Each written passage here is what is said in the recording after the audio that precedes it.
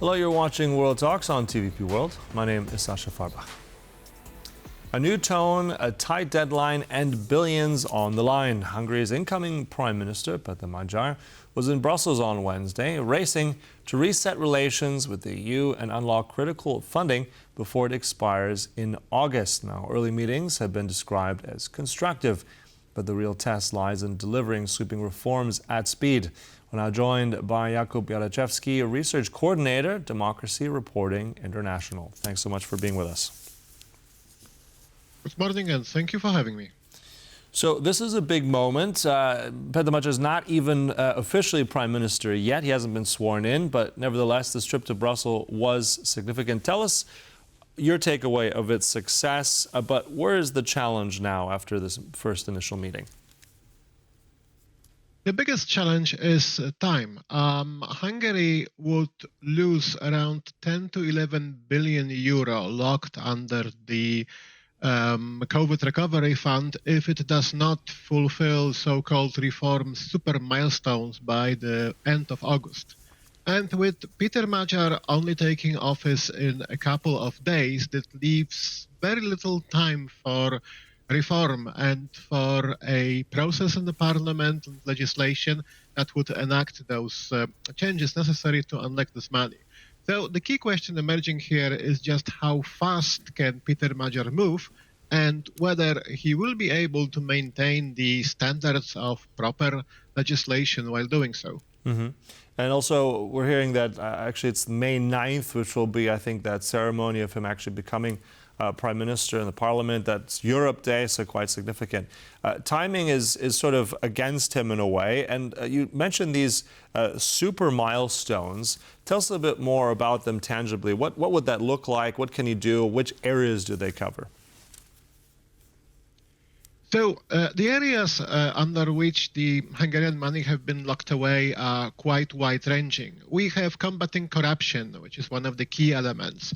We have improving the transparency and monitoring of public procurement. We have strengthening judicial independence. We have the question of Hungary joining the European Prosecutor's Office. We have also the issues of academic freedom and civil society.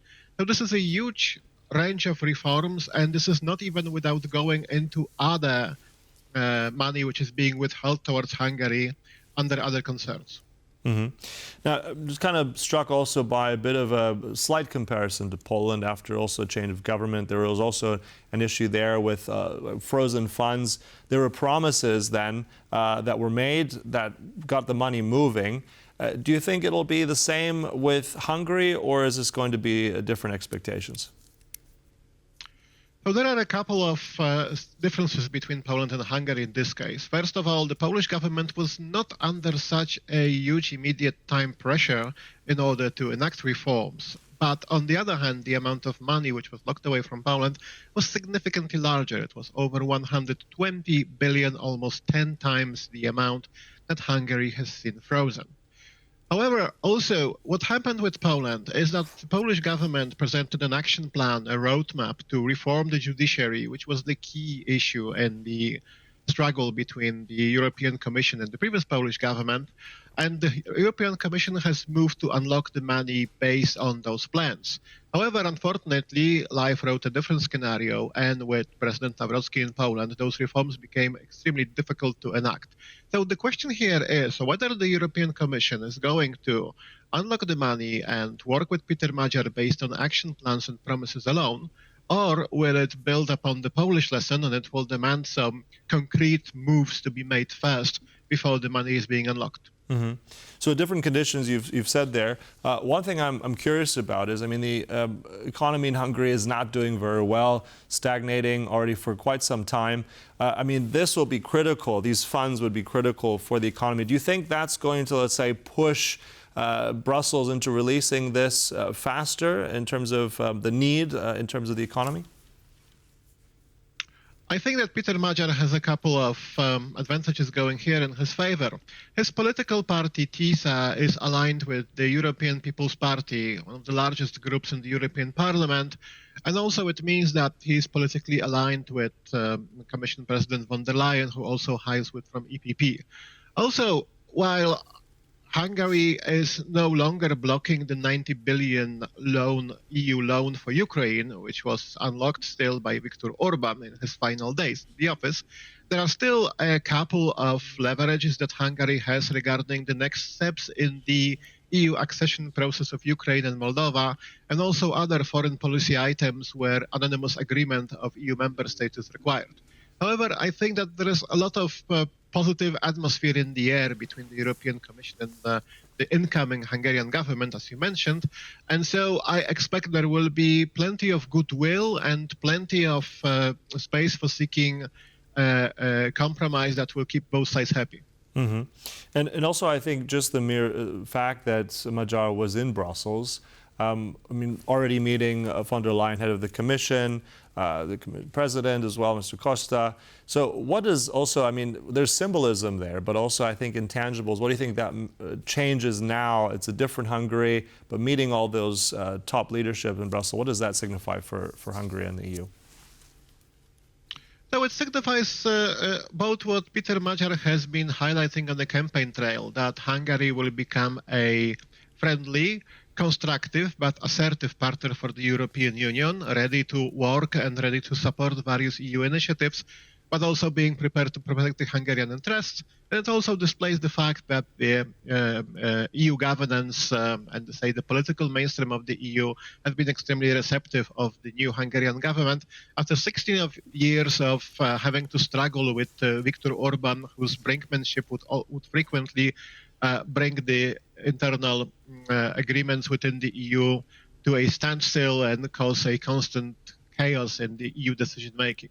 Now, I think that this is very much a honeymoon, and it is not often that incoming leaders who have not yet taken office are already meeting with the European Commission at such a high level and discussing policies which will be implemented in the coming weeks. Mm-hmm. You mentioned this earlier, just in one of the questions, Jakub, about the EU enlargement process and looking at we need that unanimity. We need all member states in the EU, all 27, to be on the same side to go forward. Let's talk about that for a moment, because we have also Ukraine as a potential member in the future. That pathway is ongoing. What do you make of this recent, announcement, demand rather, by Péter Magyar, saying that he wants to ensure that Ukraine expands Hungarian minority rights as a precondition for EU accession talks? This sounds almost like what Orbán would say. What do you make of his demand there? So first of all, I believe that this is what message that Péter Magyar is sending to the traditionalist conservative part of this voter base. Let's remember that Péter Magyar won the elections, among others, by capturing many former Fidesz voters who would support Viktor Orbán for a long time, but became fed up with him on the account of corruption, on the account of the economy, which is in a huge trouble, as you mentioned earlier. So this is Magyar reaching out to those people. And I also think that, in a way, the difference between Magyar and Orbán will be that the argument of needing to protect the rights of the Hungarian minority was used by Viktor Orbán as an excuse to block the accession path for Ukraine. While I believe in case of Péter Magyar, this will be more of an excuse fulfilling those demands and having Ukraine actually implement some kind of a movement towards increasing the rights of Hungarian minority will be used by Péter Magyar as an excuse to allow this accession to proceed and to be able to tell his conservative electorate, look, I've made the rights of the Hungarian minority in Ukraine stronger, something Viktor Orbán has been not able to. So this is good enough for me to give my thumbs up for Ukraine joining the EU. Mm-hmm. And what do you make of also the relationship? It's early days. We're trying to already know so much of this incoming prime minister, but there's supposed to be a meeting. I think there's been a reach out already to the Ukrainians. There's supposed to be a meeting with Zelensky, perhaps in June in Western Ukraine. How do you think that relationship between those two men, those nations, is now going to change? I think that this will definitely be a warm-up of the relation, and the rapport between Zelensky and Orbán has been very bad. And I think that there will be definitive improvement, but also I expect that Péter Magyar will be also assertive here, and while he will be ready to endorse the accession of Ukraine to the EU, he will maintain his campaign promise of not providing Ukraine with military air aid or not sending Hungarian soldiers to Ukraine under any circumstances, keeping again in line with his desire to maintain his big tent and ensure that he will have protest support not only of pro-EU and pro-Ukraine liberal citizens of Hungary, but also of the more conservative traditionalist part, which still views Ukraine with suspicion. Mm-hmm. And also staying with the region, I want to get your sense as well. I mean, Péter Magyar said that some of his first trips will be to Warsaw, also to Vienna.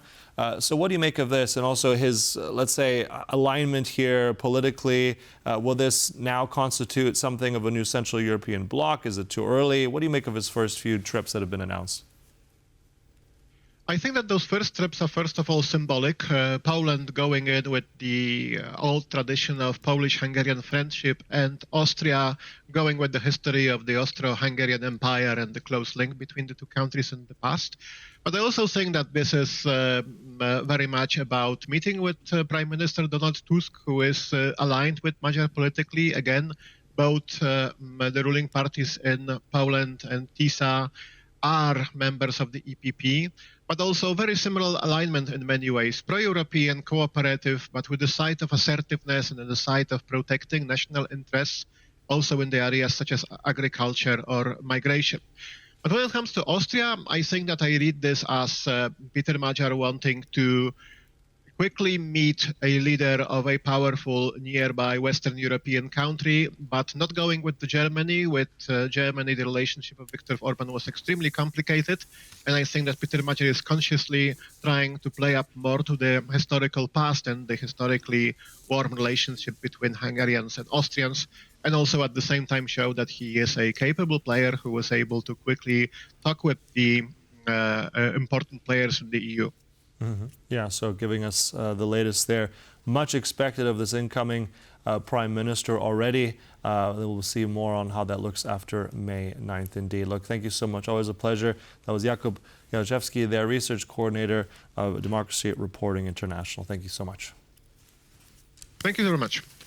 Thank you for watching. That concludes World Talks. But as ever, stay right here on TVP World for more news and commentary. Goodbye.